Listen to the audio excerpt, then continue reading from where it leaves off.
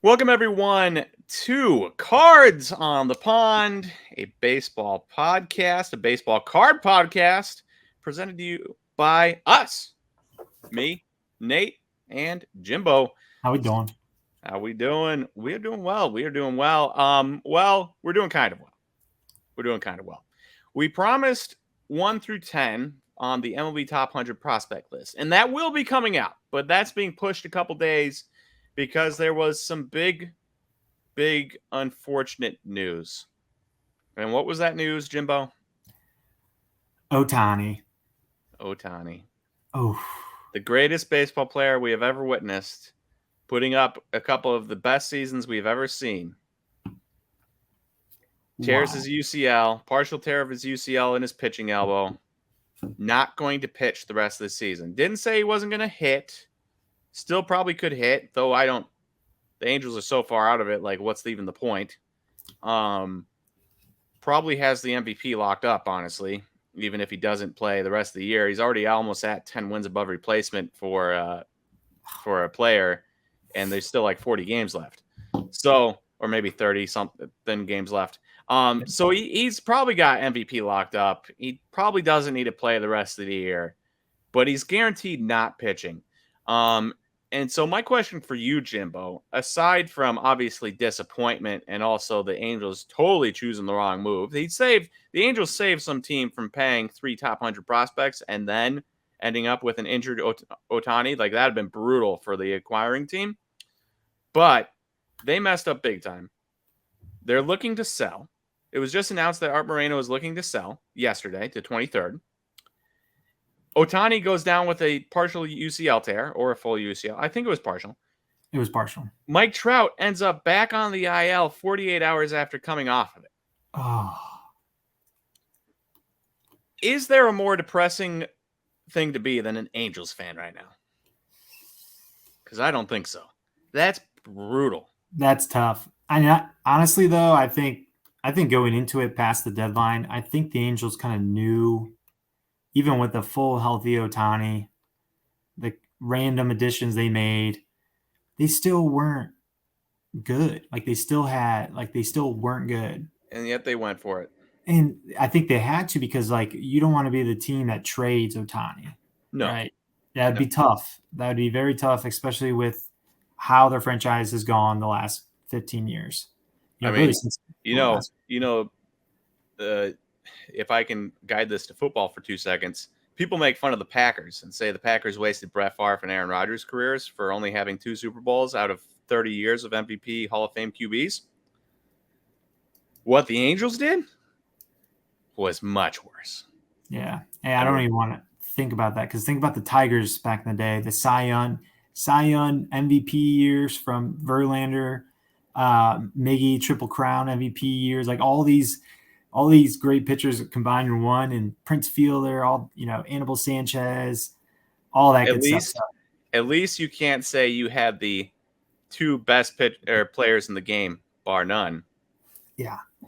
But here's the thing that was nuts. I do think he's going to hit for the rest of the season because, one, he just loves the game, and I think he wants to hit. And because he got hurt it was a doubleheader yesterday. I was actually watching the game live, faced the Reds. He hits a home run after. Yeah. Right? No, I think it was before he got – now I'm going blank. It was before he got hurt. He hit a home run. Oh, because he got taken out while pitching. Yeah. And then the second game, they had him as a hitter. And I was like, that's interesting. I was like, man, the injury must not – because they didn't really say what the injury was. It was just something wrong with his arm. And I was like, huh. And then you see him in the second game, and he was hitting, and you're just like, what is going on? And then they came out the news late last night, and I was like, that is tough. Well, he hadn't had a MRI, from what I understand, until after the second game. Yeah, which makes sense. And, dude, that team, Phil Nevin's the manager out there. I was with him for a while. You could just tell, the frustration, and he always looks frustrated, but he looked like someone popped the balloon. And then Mike Trout was sitting behind him and one in on a camera, when they had the camera in the dugout, And I was just like, man, like I was just thinking about it all. I was like, dude, this team is not good. They are falling behind a very good Rangers team, a very good Astros team. And dude, It they could have got a ton. They could have they been could have. like they could have been sellers. They could have had Edgar Cuero back. You know, they could have Yeah, like they didn't. They didn't have to get rid of him, and they could have had his top 100 prospect plus a bunch of other top 100 prospects. Now, did they need Edgar Cuero because they have Ohtani? No, they didn't need him. The Logan Ohtani is going to be a good catcher for years to come, and he's a rookie this year. But you could have traded him for something else. But that's the thing. Like Yeah. when you're rebuilding, it doesn't like you don't fit for needs. It's literally you just stockpile and hope half of them are worthwhile, and then the other half are hopefully the backups. I mean, the Brewers, they just draft center fielders and shortstops and then see what happens. And now you can see like the Brewers started the year with Garrett Mitchell in center field. He's amazing. And then they moved Joey Weimer over there to center field. And guess what? He couldn't hit, but he was amazing at center field. And then Joey Weimer struggling and they put Sal Frelick out there in center field. And guess what? He's amazing at it too. And so you never know even when something will happen where like, oh yeah, that works out. Or Bryce Terang is a shortstop, but they move him over to second. Bryce Terang is one of the best second basemen in baseball from a defensive standpoint and hitting better and stuff. And so, yeah, you just draft and see what happens. And, maybe Ohtani becomes a part-time DH, part-time catcher. Aguero becomes the catcher and you're happy with the production and stuff. So, but yeah, it's brutal. It's absolutely brutal to be an Angels fan. It's brutal ending for Ohtani's pitching. His card market, I'll be curious to see what happens there. Obviously, if he's still hitting, there's still excitement. There's obviously no potential for the playoffs anymore. Yes. I think his prices will go to where they would go if the season ended today. You know how there's always like a drop off. But what if he gets to 50 home runs? That's a nice round number. I don't think it really. I really don't think. I don't know. Like who knows? Because his market's so different. It's driven by. But I think the time that it's going to jump is as soon as he signs with, whatever team he signs with, as long as it's not the Angels. I think his stuff is going to go nuts again, which I usually don't think that with cards. So that's my second question. Number one, what's going to happen to his cards? And I can see that. I can see it going to just off-season prices, a month and a half early. My second question is, what happens to the contract? Because obviously Ohtani is more valuable than just the production on the field. And the production on the field is amazing. Okay. Now, if he's not pitching and he's just hitting full time as a DH and he can't play the field, that production is cut in half. And all of a sudden he's a 4-win player or maybe a 5-win player or, but he's not as valuable. Let's say he's a 5-win player. That's still a ton of value, but teams also don't like to just sign guys that are just DHs anymore. So he needs to be able to pitch again for the contract on the baseball field to be worth what he's going to get. And he's going to get a ton. The other thing that happens is you sign Ohtani and you just signed a hero of an entire country. You sign a superstar. You sign like the face of the game. If I think of baseball and I think of a face of baseball, it's instantly Ohtani's face. It's nobody else's. And so you sign the face of baseball. So that's an extra bonus. Obviously, the sales and everything. We've talked about this before, jersey sales and stuff. It'll be astronomical. So you have to factor that in. So people before were thinking like 12 years, 700 some, 12 years, 800 some. With the UCL tear, his second Tommy John surgery potentially of his career, second since 2018. Does he sign for 12 years and 700 million? I don't know if a team would be willing after 2 Tommy John surgeries to give him that because that's kind of a ticking time bomb. But will he sign for maybe less years and more money? What if he signs for 8 years and 500 million? Yeah. They could, there's so many ways with baseball they can frame it up. And one thing a team can do is, you can put insurance on players Mm-hmm. where, I mean, honestly, whatever a team pays him, he's going to bring 10x the amount of money. Yeah. Like, so it's not even like, it's almost like hiring like an actor or an actress or like someone like that. Like, it doesn't matter really. For a big movie, you sign, Chris Evans to go star in your movie, and you pay him $25 million, and I don't know if they make $25 million anymore. It's not the 90s anymore. You pay him whatever, but he's making the most money on the movie because he's the guy that's supposed to draw the eyes. Exactly. That's Ohtani. So like if you sign a guy like Ohtani, you get an entire country, basically viewership, fans, all that good stuff, and here, throughout the world too. But also, I think if anything, I think it's good. Maybe he gives his arm a rest, where he can just focus on hitting and just let his body kind of heal for a season or two, or whatever, rehabbing his arm, going back to DH. Because remember, we saw how like his rookie year, he was phenomenal. He got hurt, became a DH in like that COVID year, and he was good. He was trending up. And then that following year, he started pitching again and hitting, and that was when things really took off. You know how it was like this and then that. And then That was when it was like, oh, if Ohtani has like 3 or 4 straight years of this, he's going to be a Hall of Famer easy, because he's just going to hit 10 wins above replacement every year. And then he's only going to need a little bit on the front end and the back end to hit the 60 win threshold. Yeah. So I think, honestly, as the optimistic person here, I think if anything, it's good for him, because Tommy John these days, you come back throwing harder. So if anything, it gives his bodies a rest. I think he's going to go to I personally think he's going to go to Seattle. Originally, but now I think maybe the Dodgers, because I think the Dodgers have a bigger market for him, where they can give him a bigger deal without worrying about how much production on the field, because of the marketing and all that. But Seattle, I originally I thought it was Seattle if you could do both before he got hurt. But it is interesting. Here's the question though. You know how you brought in the fact about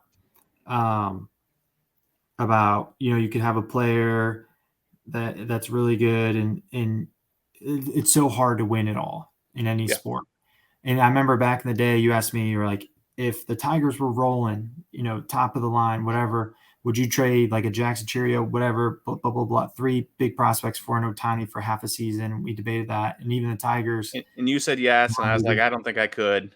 Yeah. But if you're that close to it, to winning it all, it's so hard to get there. It is. Sometimes it's worth throwing all the chips in, because it's like, okay, if we could just coast right now with the team we have and not throw it all in and just kind of do well, but never win it all. And you get close, like how the Tigers were like for 10 years. And to me, it's like, it was a waste. You know what I mean? Like it was, I mean, I'd rather have the Brewers are right there. If we make the playoffs this year, and it's looking more and more likely, that will be 5 playoff appearances in 6 years, with the one we missed by a game. So essentially, you could say 6 playoff appearances in 6 years if you are at least close to it, but no championships. And it's like, and it's the best pitching staff the Brewers have ever had and will probably ever have. Freddie Peralta, Brandon Woodruff, Corbin Burns. But I understand all right, you have those guys, you're pretty good. What if you bring in an Ohtani and his 1,069 OPS and his pitching? Even though he can't right now, you get 10 starts out of him through the rest of the year, and you get his 1,000+ OPS to slot in at your DH. Rejuvenates the rest of the team, but brings people to the games. Yeah. So I'm so curious, and I do think that there's teams that would have signed him that are probably like, oh man, I don't know if we can anymore. I think which is lame, because I really just don't want to see him on the Dodgers. Like, that's disappointing. But so here's my question. So right now, Ohtani, 1,069 OPS, leads the AL. 183 OPS plus, leads the AL. Could lead the NL too. I'm not 100% sure. I think, in fact, it probably does because I'm pretty sure Mookie Betts leads the NL with like 1,008 OPS. So Ohtani leads the MLB. I'm pretty comfortable saying that without looking up any of the NL stats. Hitting 304, 405, 664, 44 home runs, 7 triples, 22 doubles, 17 stolen bases. Could get to 20 stolen bases, 78 walks, 136 strikeouts. Those are absurdly good numbers. Insanely good numbers.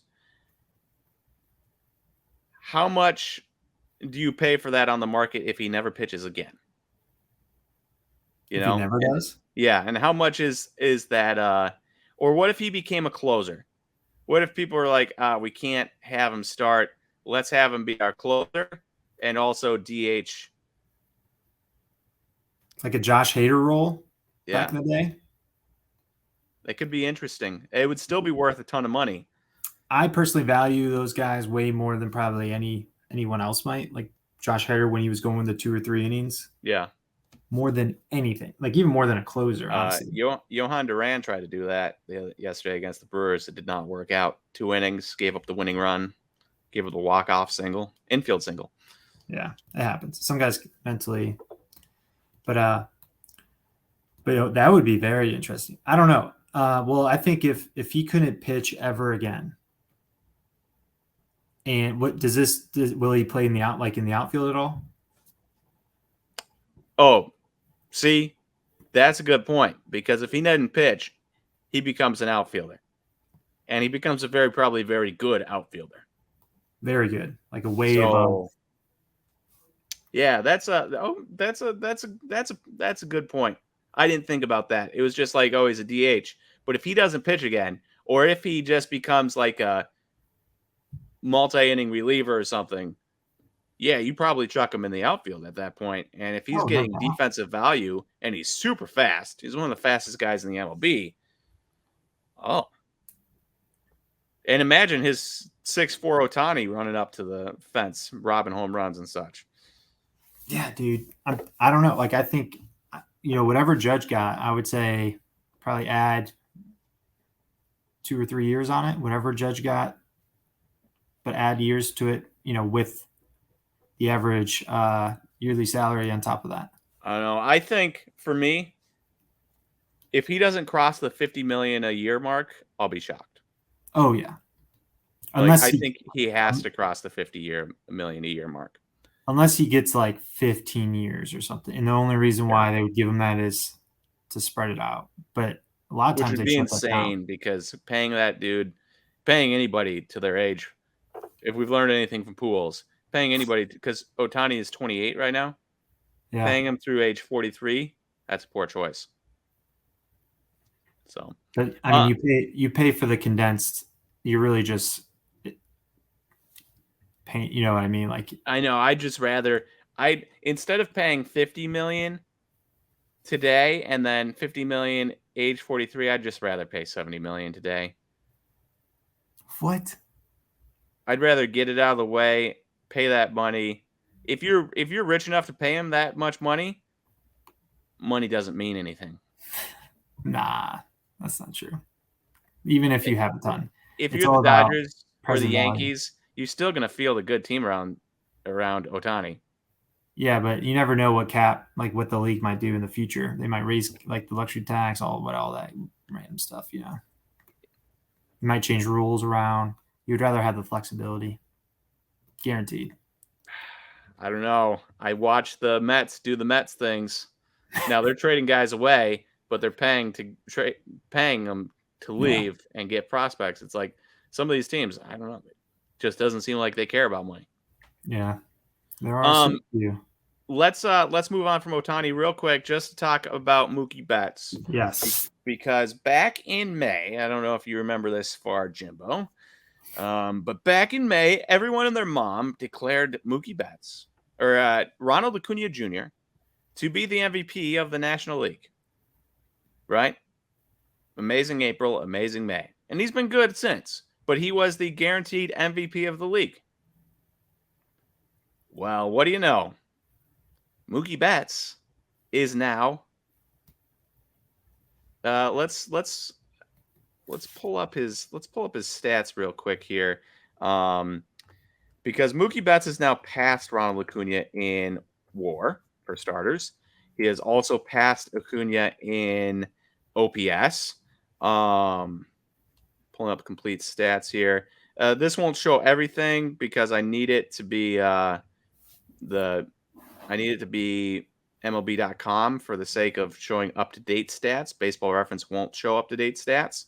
But you can see here, 1,006 OPS through the rest of Game 1 today against the Reds. 5 hits, including a double. So he leads. He's a little bit behind, obviously, Acuna in average. He's behind in on-base percentage, but he's almost 20 points ahead now in slugging percentage. Or in OPS, not slugging, sorry. He has like 7 or 8 more extra base hits. He doesn't have as many stolen bases, but he's better defensively. He is more versatile defensively. He can play second base. He can play right field. He can play shortstop in a pinch if need be. In fact, he probably saved the Dodgers' season. They lost their starting shortstop to injury, Gavin Lux. Miguel Vargas got sent down. He was that bad. All of a sudden, their middle infield was gone. And what does Mookie Betts do? He goes back into the infield that he hadn't played since he was a Red Sox, like prospect. And not only does he play it, he plays it absurdly well. Like, he's a very good defender in the middle infield. This is a guy who hasn't played there in years. And so now Mookie Betts not only probably saved the Dodgers season from spiraling, but now he is turning it on to the point where he has 1,006 OPS. He is passing up Ronald Acuna in a ton of important stats. Maybe not on base percentage, maybe not average, and maybe not stolen bases, but pretty much everything else. And yet Acuna was awarded the MVP award in May. And so for my question is do you think that Acuna winning MVP will stick? Or do you think Mookie Betts actually has a chance at it? And the reason I asked that is because yesterday I went online and I spent $15 and I got a prism, a refractor, and 3 base Mookie Betts Topps Chrome cards. So the value of those in the 2023 MVP Buyback program is $140. So I figure I spend 15, I can either get 140 or I could probably get like $3 back. That's an interesting. I forgot about the buyback thing. Are they gonna? Did they announce that they're gonna? They announced it. They're running it. Consistent, same buyback. Same prices. AL MVP, NL MVP, Topps Chrome cards, Topps Logo Fractor cards, but no other form of Topps Chrome. So not Topps Chrome Cosmic or anything like that.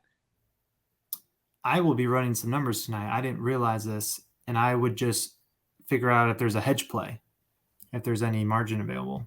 Like get Ronald Acuna for as cheap as you can, and then it's like I spent $10 on these 2 guys for a base, but I can get 20.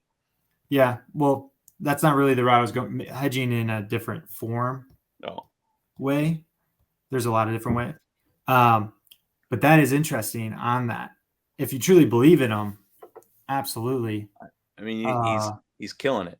Yeah, I mean, it's just so tough because the Dodgers are so good and they're blowing out the rest of their division. So it's like, who means more? Now, that being said, and it's a human vote. That's the thing. It's not tangible. Like, it's not a. The Braves are also blowing out their division. The next best team is the Phillies. The next best team is the Giants on the other side, and they've got at least somewhat close records. I think the Phillies might be like 5 games ahead. Let's look this up here and share this real quick. MLB standings, so we're all on the same page here. That's so interesting. I forgot about that buyback thing. Huh. So 13 and a half. Braves are 13 and a half games ahead of the Phillies. Oh, the Diamondbacks. The Dodgers are 12 games ahead of the Diamondbacks. So the Braves are actually more ahead of the Phillies than the Dodgers are of their second place team. which is And they're crazy also 12 games ahead of the Giants. because the Phillies have been extremely hot as of late, and the Diamondbacks have been extremely bad as of late. And the fact that the Braves are that much higher than the Phillies, They already have 82 wins. dude, they're good, Orioles man. are I watch second them with all the time. 78. They're good, all like every category. Yeah. So I mean it's like I'm at least I spent $15. I'll probably spend a little bit more, maybe try to get up to like $200 in value so that I could get like a Topps Chrome box for $20 or something. But I know what I'm going to be up to. I'm going to crunch some numbers. There might be an opportunity on something. it's pretty interesting. It's I, pretty interesting. I would be curious to see like what the odds are. The NL MVP odds. Yeah, Let me look that up for you. because that's instantly what I was thinking. Last updated August 22nd. Ohtani is minus 30,000. And Ronald Acuna is minus 500 on Bet365, minus 360 on FanDuel, minus 400 on DraftKings Sportsbook. But wait. Say that one more time. The minus 400, minus 360, minus 500. Okay. But that was 2 days old and does not include now Mookie Betts' most recent 5-for-5 game. True. Plus whatever he does tonight. What is Mookie at? Plus 550, plus 550, plus 700. So honestly, if you live in an area where you can bet, it might be worth dropping some dollars on plus 700 Mookie Betts. We don't promote gambling. That's the only time you'll ever hear me talk about gambling on this show. But it is interesting. But you said Ohtani's minus what? 30,000. And is that with the injury news? Like when was it updated? It was not with the injury news. I mean, come on. The other guys were plus 10,000. Kyle Tucker. Oh yeah. So then that's interesting. I wonder what Ohtani's cards are doing for the buyback cards. They're probably pretty. They're absurdly expensive. In fact,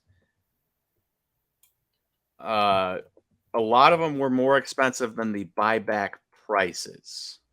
In some instances, at least people's asking prices were more expensive than the buyback prices, which was absurd because so many people were putting MVP buyback in the question thing and then putting a refractor at like $43. And it's like, well, what's the point of the MVP buyback if you're charging $3 more than the cost of what you get back? Because they know a bunch of the print run will be gone because of them going to the buyback thing. So Ohtani 2023 Topps Chrome photo variation $168. Sapia 27, so that's about $13 back. Topps Chrome $10 back. This was actually a better purchase than that from a percentage standpoint. 2019 Topps Chrome Cup Sapia, we don't like that, or we don't care about that. Refractor $23, that's a little bit better. X Factor $20, so that's 50% as well. So right now they're going about 50%, or a little bit more, I would say, depending on what you're looking at. So you're basically buying like options. Yeah, but this is a lot more safer than purchasing Mookie Betts. Oh yeah. If we want to look up Mookie here real quick. Yeah, I am curious. I don't even know what the payouts are for these buybacks because I wasn't in our shop when we were doing when this was happening. X Factor $7, that turns into 40. Pink $3.99, that turns into 40. Mookie Betts base, that turns into 40 for $4.50. You're saying you can get $40 for those? For a $20 a base. $20 a base? They do that? Yeah. I completely forgot about how the buyback program works. Now you got to have a shop close to you that does it, or else or else you can just turn around and resell it. But yeah, there's some pretty good prices on the old Mookie Betts cards right now. Now, what I'll say is this: it's still a risk. Yeah. It's not a big risk, but there's a good chance that he does not make it through. But there's a way to hedge it. And I'm going to tell you about it when we're done with this. Yeah, you can buy. That's what Ronald makes it Acuna. interesting. Like, huh? Okay, well, let's look up Acuna prices. How about that? Yeah, okay. So Acuna 2023 Topps Chrome. Look, green sonar. This is a $200 card for the buyback, $150. Refractor, $40 card going for 21. So there are people. See the prices on Acuna have the MVP buyback built in already. So the hedging of your bet is you can get the Acuna for 11, the Betts for 2, and then you get $7 for free. But you have shipping and you have taxes. Yeah, I was thinking a different way, but this is pretty cool. Dude, we could do like a whole episode on this once I get an algorithm going. Yeah. So I would rather, if it were up to me, and it is, because I have all the power in the world to purchase whatever I want for myself, I would rather put like $20 in Mookie Betts, see if I can get 200. If I don't, I'll have a couple of color I can sell for a couple of bucks, get my money out. And if it works, sweet. So that is where I'm at on the Mookie Betts thing. I do think, this is the reason.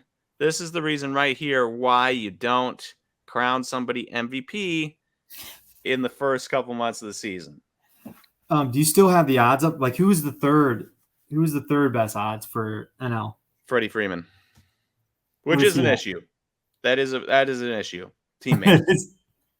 How much? Freddie Freeman. Yeah. And the issue is, I don't know what the odds are. I don't have the odds up still. But the issue, I think they were similar to Mookie Betts' odds. Well, that takes away it all then. The issue is that they're teammates. And you know how it goes. If you've got people voting for teammates, that detracts from your usual strong base if you got local writers just voting for one guy. Yeah. Okay. That throws a wrench into the whole plan because you got. Though, if you have a lot of local writers who like the Dodgers and they vote Mookie 1 every single time, Freddie Freeman 2, then Acuna is getting third place votes. Yeah, but that's not going to happen. Good. There's no way. Good. I mean, good, but. I mean, have you seen how stupid these writers are sometimes with their votes? I have seen it, it's crazy. There's no way you put Freddie Freeman in 1 or 2 if you have Acuna and Mookie there. I'm just saying, there's a lot of homers. I could see it happening. Yeah, but oh man, that would just be not good. Yeah. Anything else, Jimbo, on Mookie or on Ohtani? No, that's about it. That is. I'm glad you brought up the buyback program. That is interesting, and that could be a whole nother episode that we do. Yeah. Well, I don't know how much more there is to say on it than what we've said, but true.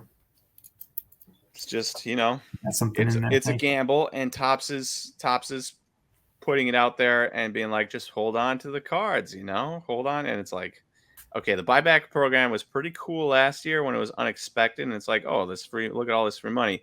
Now, when it's people speculating on who's going to win MVP weeks in advance with these cards that are worth nothing, but then it's like, So really, if you are at home and you're listening to this and you're like, I'm going to do that, please don't go crazy. But it does bring excitement to the product and to baseball. Like it does. But still, please don't go crazy. Yeah, I mean, obviously be smart, but it is.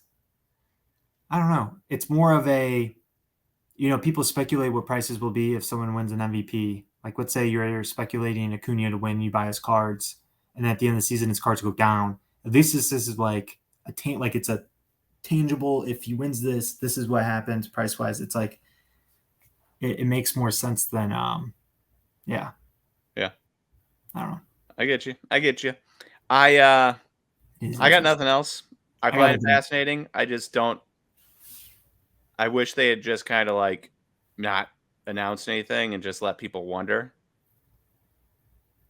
and then announce it at the end of the year. But if they announce it twice in 2 years, then if it didn't happen the third year, people would be buying. So I don't know. Well, but the goal is to help shops sell more, Yeah. and Which is good. that's why they did it beforehand, which I think is a great idea. All right. Well, with that, we'll close out this special episode of Cards on the Pond. Remember, MLB Top 100 1 through 10 will be coming out later this week. So get ready for that as well.